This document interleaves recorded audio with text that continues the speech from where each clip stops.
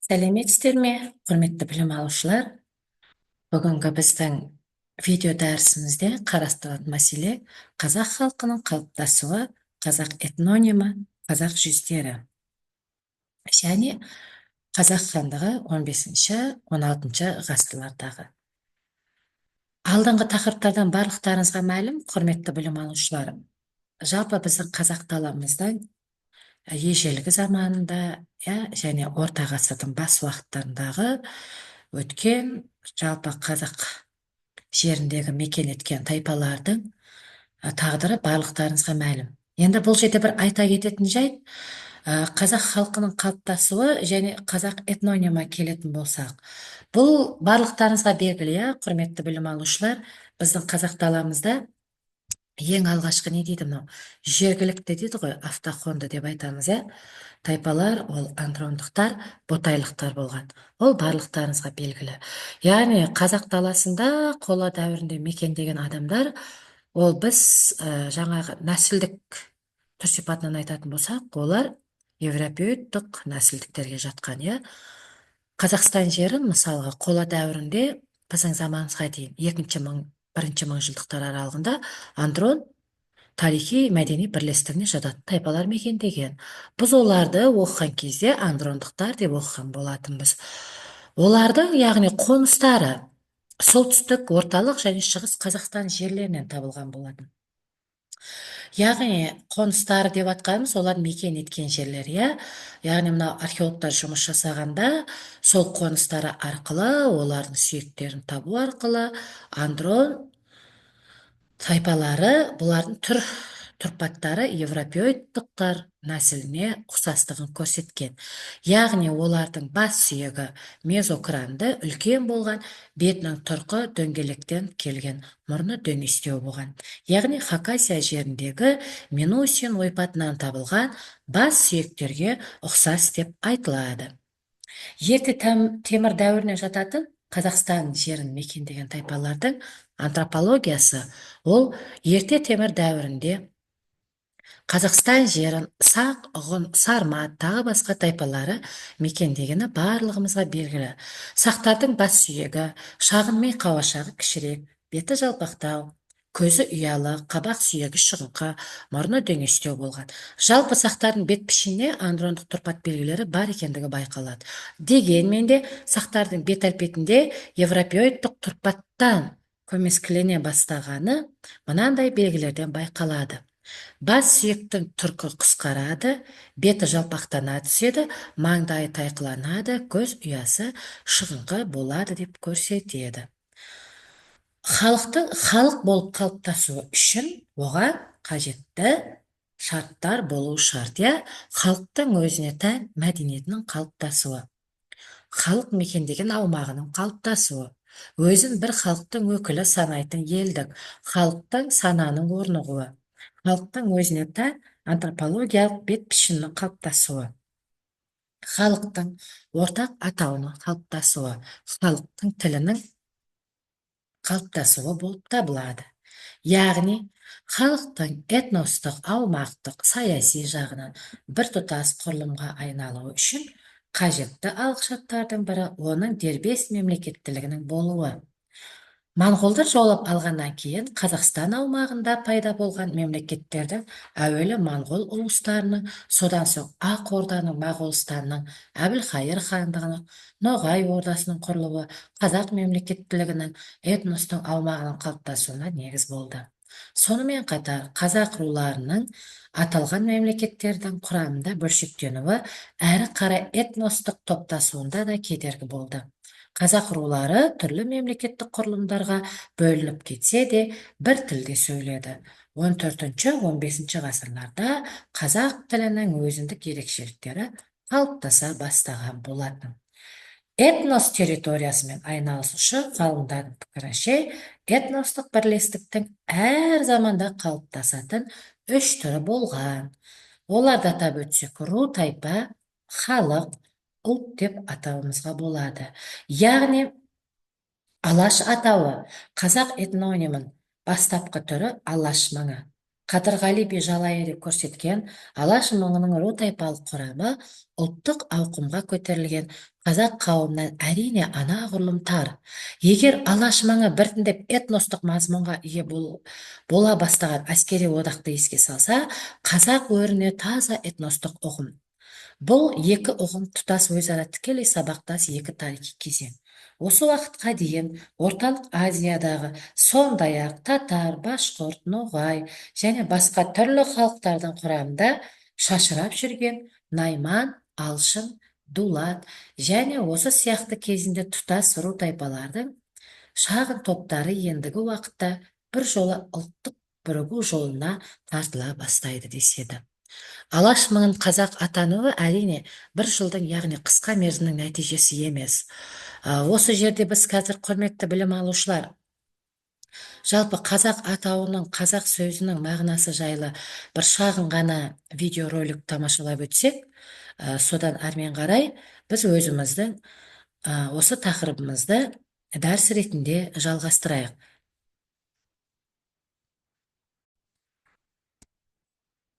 Тегінен бөлек тарихшылар қазақ деген атаудың өзі қалай шыққаны жөнінде сан алуан пікір айтады. Көне түркі тілінен генетикалық тегінен бөлек тарихшылар қазақ деген атаудың өзі қалай шыққаны жөнінде сан алуан пікір айтады. Көне түркі тілінен аударғанда қасақ сөзі еркін, бостандықта жүруші деген мағына береді. Ал араб тарихшыларының жазба деректерінде біздің ата-бабамыз желмен жарысушы деп сипатталған. Бұдан бөлек қазақ атауы Хазар деген сөзден шыққан деп ойлайтын мамандар да бар. Алайда Радик Темірғалиевтің айтуынша бұл пікір шындыққа жанаспайды. Что отличает вообще там один народ от другого народа, да, такое? Бір халықты өзгелерден бөліп тұратын не нәрсе? Ол әрине мәдениет. Осы тұрғыдан алғанда әр ұлттың өзіне тән ерекшелігі байқалады. Мысалы, қырғыздарда Манас жыры бар. Ал егер қазақтар немесе ноғайлар жайында айтсақ, олардың түп тамыры бір, өзегі ортақ екендігін көреміз. Өйткені кейіпкерлері мен қаһармандары бір. Дүние танымында да айырмашылық жоқ. Ал қазақ деген этнонимнің шығу тарихына келсек, ол кездейсоқ пайда болуы мүмкін. Себебі ата-бабамыз өзін бұлай атамаған. Сондықтан уақыт өте келе біз осы атауға үйреніп кеттік. Мұндай тұжырымға келмес бұрын Радик Темірғалиев Азия аймағын мекендейтін көптеген елдің аңыз әңгімесін зерттеп, жыр дастанын оқып шыққан. Соның барысында күтпеген жаңалыққа тап болды. А если мы поднимаем весь пласт наших богатырских сказаний, да, все эти предания... Егер біз ежелден бері келе жатқан батырлар жырын зерттейтін болсақ, олардың ешқайсынан қазақ деген сөзді кездестірмейміз. Бірақ ноғай ұлы деген халықтың атауы жиі айтылады. Және бұл халық қазіргі қазақтар, ноғайлар мен қарақалпақтардың арғы тегі деп айтуға толық негіз бар. Тіпті өзбектерге де қатысы болуы ғажап емес. Бұдан бөлек, өзбек деген этнонимнің шығу тарихы да қызықты. 14-15 ғасырларда осылай деп дала тұрғындарын, яғни көшпенділерді атаған. Қазақ хандығы құрылған кезде де біздің бабаларымыз өзін өзбек қазақ деп жариялаған. Алайда төре тұқымдарының билікке таласы кезінде біраз халық бізден бөлініп шығып, қазіргі Өзбекстан аумағына көшеді. Сөйтіп, өзімен бірге өзбек деген атауды да ала кеткенге ұқсайды. Әрине, өзбектерді біз туысқан ұлт деп санаймыз. Себебі түбі бір халықпыз. Который сейчас наш брат.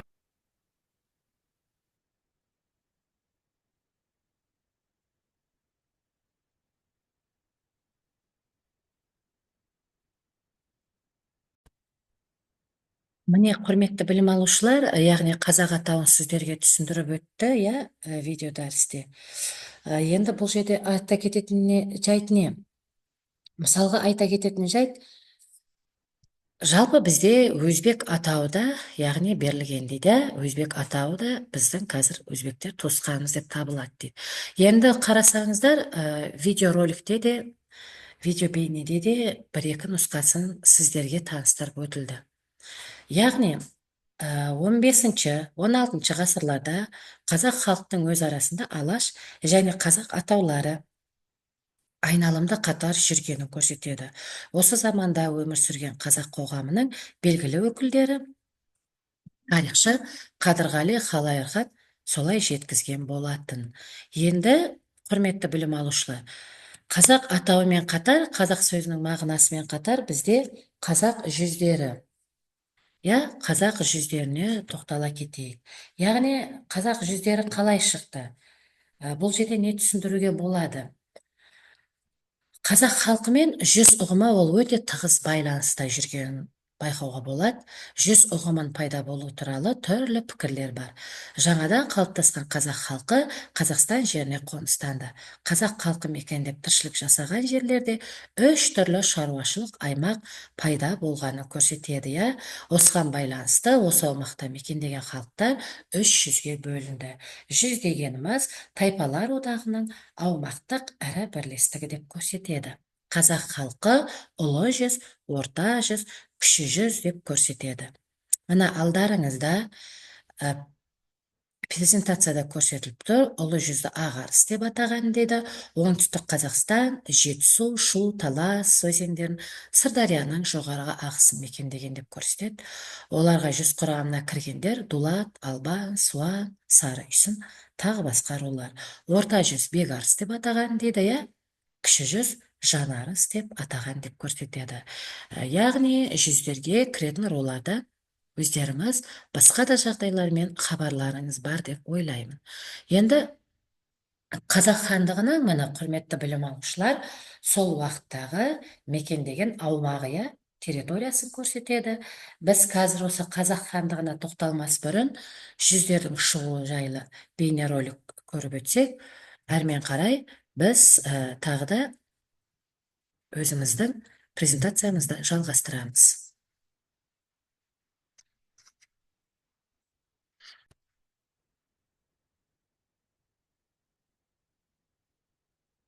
Бүгін біз қазақ хандығының жүздері қайдан шыққанын айтатын боламыз. Алдыңғы тақырыпта видеода ру, тайпа, хандық, қаған, шығу тарихында ру мен тайпа әскери бірлестіктер, ал қазақ сөзі арнайы мақсаттағы қорғаушы жауынгер деп айтқанбыз. Енді қазір қазақ хандығының ұлы, орта және кіші жүздердің шығу тарихы жайлы сөз қозғамақпыз. Жүз қандай мағына береді? Неге қазақ хандығы 3 жүзден тұрды? Неге аталарымыз қай жүзденсің, руың кім, жеті атаңды білесің бе? деп сұрайды. Қазір біз сол сұрақтарға жауап алуға тырысамыз. Ғаламторға кіріп тарих кітаптарын ашсақ, қазақ жүздеріне байланысты нақты толық мағлұмат жоқ. Тек 300 өзінің ру, тайпа бірлестіктерінен тұрғаны жайлы оқимыз. Мысалы, ұлы жүз рулары: Жалайыр, Ошақты, Дулат, Суан, Албан, Қаңлы, Сарыүйсін, Шапрашты, Сергелі, Ысты, Шақшан болса, орта жүз рулары Арғын, Найман, Қыпшақ, Керей, Уақ, Тарақты, Қоңырат. Ал кіші жүз рулары олар Әліұлы, Байұлы, Жетіру. Әр жүздің өз жері аймағы болды. Мысалы, ұлы жүз оңтүстік Қазақстанда мекендесе, орта жүз солтүстік және шығыс Қазақстанда, ал кіші жүз батыс Қазақстанды мекендеген. Әрбір мемлекетте өзінің қарулы күштері болды. Мысалы, Қазақстан Республикасын алайық. Қазақстан Республикасының қарулы күштері 4 әскери округтерден тұрады. Олар Астана оңтүстік, шығыс және батыс әскери округтері, әр әскери округ әскери бірлестіктерінен тұрған. Олар әскери бригадалар мен полктер. Әр әскери округтердің орталықтары бар. Астана өңірлік қолбасшылығы Қарағанды қаласында, шығыс өңірлік қолбасшылығы Семей қаласында, оңтүстік өңірлік қолбасшылығы Тараз қаласында, ал батыс өңірлік қолбасшылығы Атырау қаласында орналасқан. Енді қазақ хандығының қарулы күштерінің құрылымын алатын болсақ, қазақ хандығы 300-ден, әр жүз рулардан тұрды. Жүз деген сөздің мағынасы қазіргі сөзбен алсақ әскери округ деген мағынаны білдіреді. Ал ру қазіргі әскери бригада мен полктер. Ұлы жүз немесе ұлы жүз әскери округының орталығы Ташкент қаласы. Құрамында Жалайыр, Ошақты, Дулат, Суан, Албан, Қаңлы, Сарыүйсін, Шапрашты, Сергелі, Ысты, Шақшан рулары бар. Қазіргі сөзбен әскери бригадалар мен полктер. Орта жүз немесе орта жүз әскери округының орталығы Қызылжар қаласы. Құрамында Арғын, Найман, Қыпшақ, Керей, Уақ, Тарақты, Қоңырат рулары бар. Кіші жүз немесе кіші жүз әскерінің округінің орталығы Орынбор қаласы.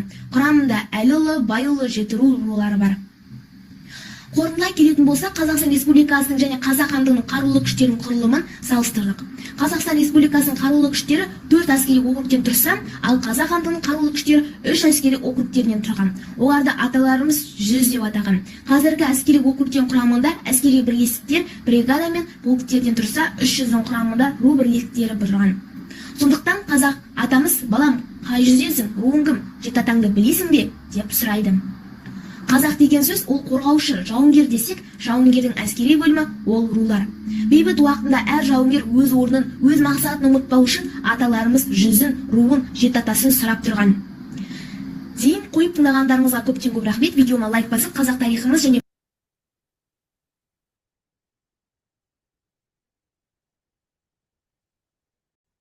Міне, құрметті білім алушылар, жалпы қазақ жүздерінің шығу тарихын сіздерге бейнероликте тағы да түсіндіріп өтілді. Яғни біз қазіргі уақытқа дейін өзіміздің тарихи менталитетімізге байланысты осындай уақыттарды күн кешудеміз. Енді әрмен қарай қазақ хандығы жайлы түсіндірейік. Жалпы барлықтарыңызға мәлім, қазақ хандығының құрылғаны, оған қандай себептер әсер еткені, қазір осы жайлы тағы біліміміз түсіндіріп кетейік. Енді алдарыңызда карта көрсетіліп тұр, құрметті білім алушылар. Мынау екі тұлға, ол Керей мен Жәнібек, әрине біздің қазақ хандығының негізін салушы, барлықтарыңыз білесіздер. Енді бұл жерде айта кететін жайт.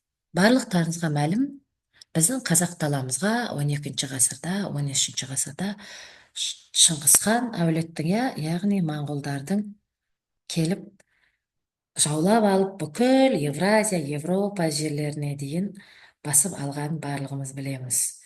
Енді не айтқым келіп отыр? Түсіндіргім келгені, осы уақытта хан атағына отырып, хандыққа отырған олардың барлығы Шыңғысхан ұрпақтары деп айтамыз. Әрине, өзі басып алған жерлерде алдыңғы тақырыптардан мәлім, ұлыстарға бөліп берілген еді. Жошы ұлысы, Шағатай, Үгедей ұлыстары біздің қазақ даламызда. Яғни көп бөлігін Жошы ұлысы алған еді. Кейін ол Ақ Орда, Алтын Орда болып бөлінген, барлықтарыңыз білесіздер.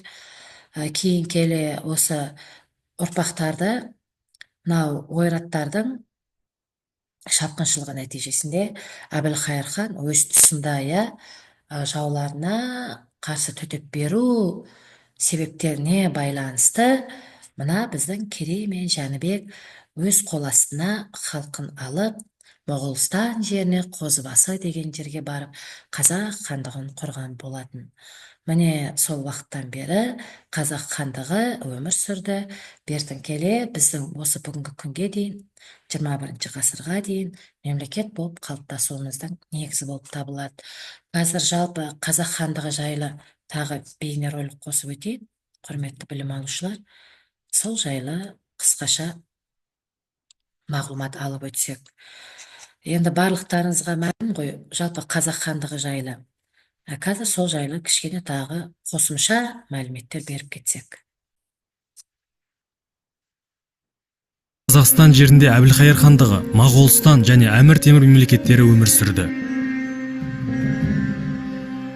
1457 жылы Әбілқайыр Сығанақ қаласының түбінде Өстемір бастаған ойраттардан жеңіліс тапты.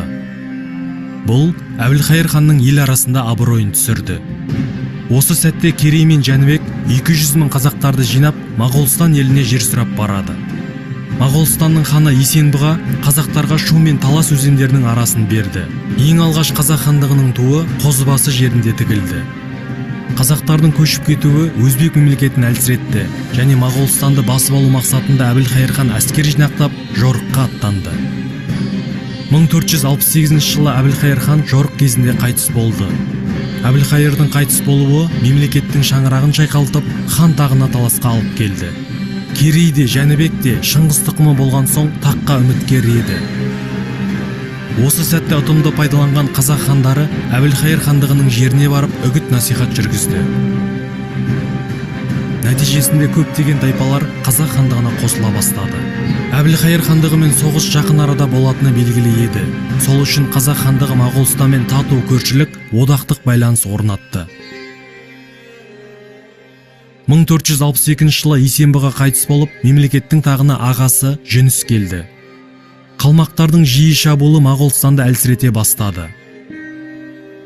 Бұл Жетісуда мекендейтін көшпенді тайпалардың қазақ хандығына қосылуын жиілетті.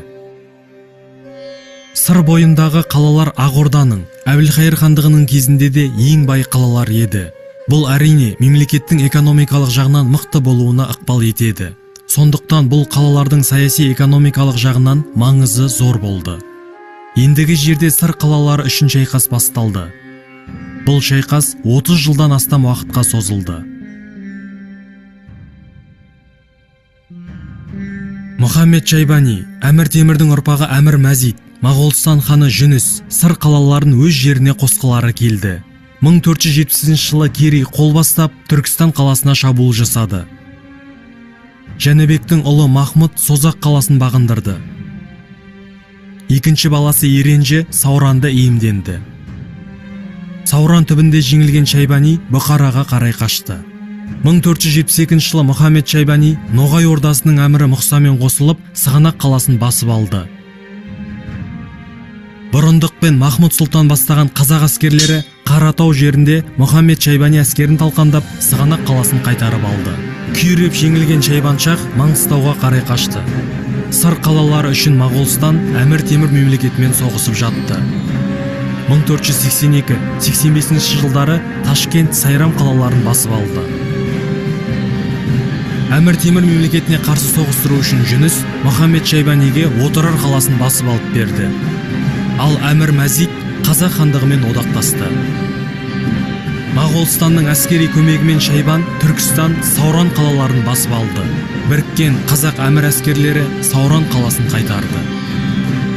15 ғасырдың соңында Отырар, Аркөк, Түркістан аумағының бір бөлігі Мұхаммед Шайбаниге қарады. Сығанақ, Сауран, Созақ, Түркістанның солтүстігі Қазақ хандығына қарады. Ташкент пен Сайрамды Моғолстанның Махмұд Сұлтаны биледі. Сыр бойындағы саяси экономикалық мықты қалаларды қолына түсірген соң, Қазақ хандығы экономикалық жағынан дамыды. Елдің тірегі болған бұл қалалар Қазақ хандығының Дешті Қыпшақ жеріндегі иеліктерді бағындыруға алып келді. Міне, құрметті білім алушылар, Мерекелік дастарханнан бас тарту қиын болғанда креол. Міне, құрметті білім алушылар, яғни осымен біздің бүгінгі жоспарланған тақырыптарымыздың барлық мазмұндарын, мақсатымызды толық аштық деп ойлаймыз. Назар қойып тыңдағандарыңызға рахмет. Қош сау болыңыздар.